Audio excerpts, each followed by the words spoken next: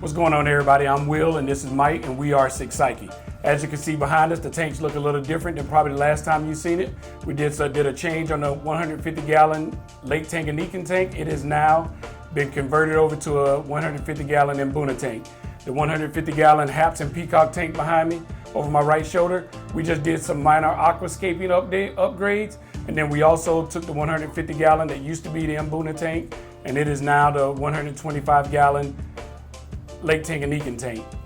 Yeah, so we've had a lot going on in the fish room the past couple months. I mean, we went up to Fins and Fury in I think August or something like that. Came home, we've added new fish, and part of the reason that we took this project up was to open up space everywhere and try and provide the fish, like, both display wise, I think this tank looks great, and then just provide them the type of space for them to live their best lives. We had John from KG Tropicals come up a couple weeks ago, so we've been very busy in the hobby, having a lot of fun.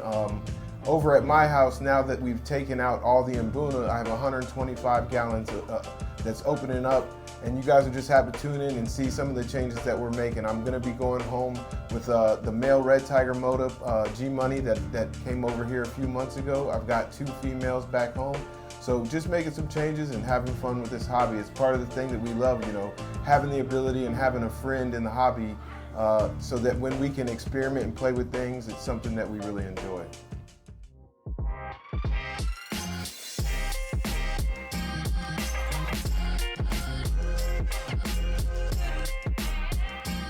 So before we get into some of the huge changes we've made in our fish rooms, let's catch up on some of the exciting things Will and I have been able to experience over the past couple months.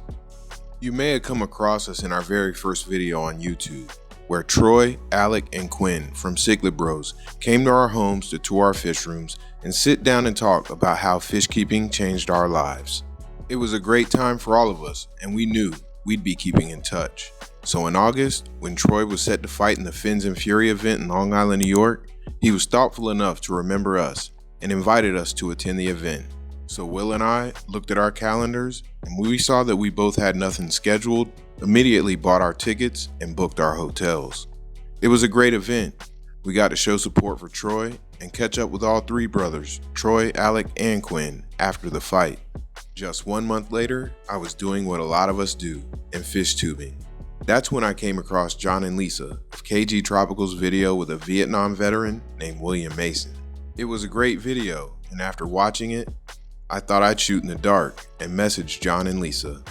I wanted to let them know that Will and I had started a channel, we both love the hobby, and that we wanted to share our experience in fish keeping with people looking for a positive outlet. Within a day, they messaged us back, and we had a date on the board. Unfortunately, when that day came, Lisa wasn't able to make the trip, but John came up to tour our fish rooms and let us both share our stories. If you haven't seen either of those videos, I'll put them in the description. We had a great visit and look forward to catching up with John and Lisa in the future. So now that you're all caught up, let's get into these fish rooms. About a month ago, Will and I were talking about the growth and behaviors of some of our fish. I'd let him know that Nino, my black nasty, was getting huge, and that I wanted to make sure that I had the tank available when I needed to upgrade from the 75-gallon that he's currently in. So we went back and forth with different ideas before we agreed.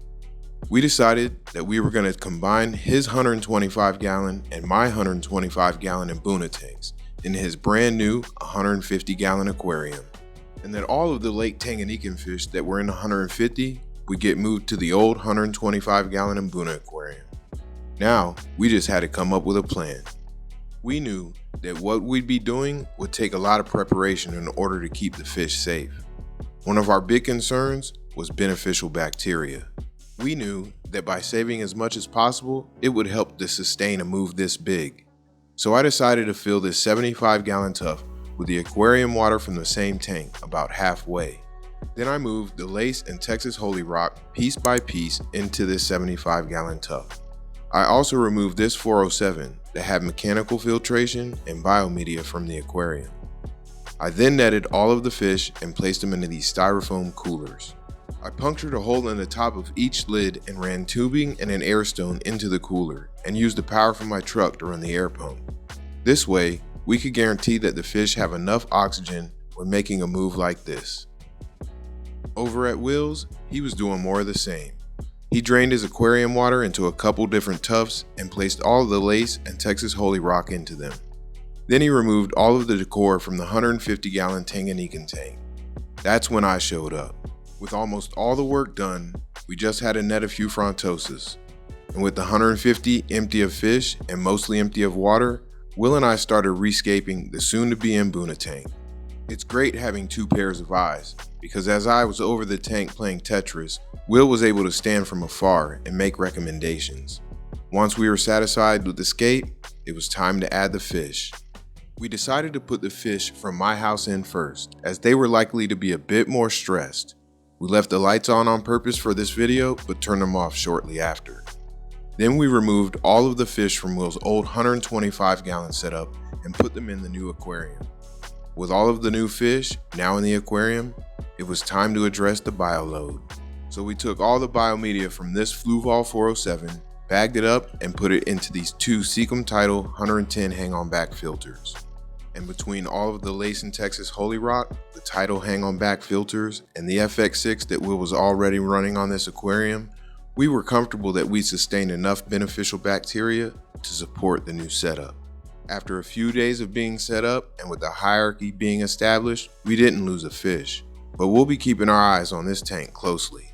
Will has been wanting to rescape his 150-gallon Peacock and Hap tank for months now. He's always liked the simplicity of my setup, so we approached setting his up very similarly.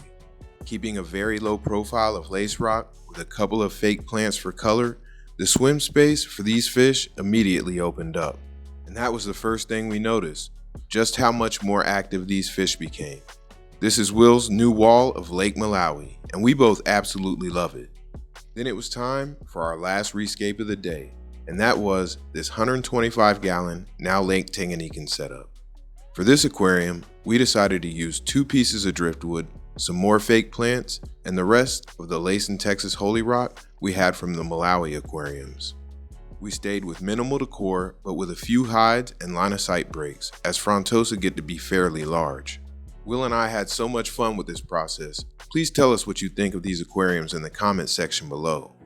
As for my fish room, with the 125-gallon now free, Nino, my black nasty, will finally be getting his forever home. G-Money is back home, so him and the 2 female red tiger motas that I have will be moving into Nino's old 75-gallon aquarium. Last month, I sent a friend of ours one of my female red tiger motas and moved the 2 that I had to this remaining 60-gallon, freeing a 75-gallon tank for a fish that I've wanted for over a year now. And as fate would have it, while attending my son's travel football game in Dover, Delaware, I'd find that fish.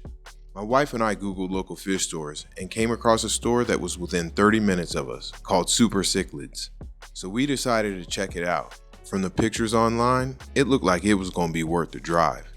And it was. They're going under a little remodel, but all of their aquariums were pristine. As soon as you walk in, they have this 500-gallon display tank with some gorgeous cichlids. And the best part was, anything in the display tank was for sale. That's when I spotted this Trimac. This is a fish that I've wanted for some time. It's not that it's that difficult to find, but everywhere I've looked always has sold them as unsexed. The males are normally larger and more colorful. I didn't invent this fish, but for me, it doesn't matter. I loved its color and its personality and decided to bring it home. So that wraps up everything we've been up to over the past couple months, with plenty more change to come, so stay tuned for that. We hope you all enjoyed today's video. Please don't forget to hit that like and subscribe, and until next time, be safe.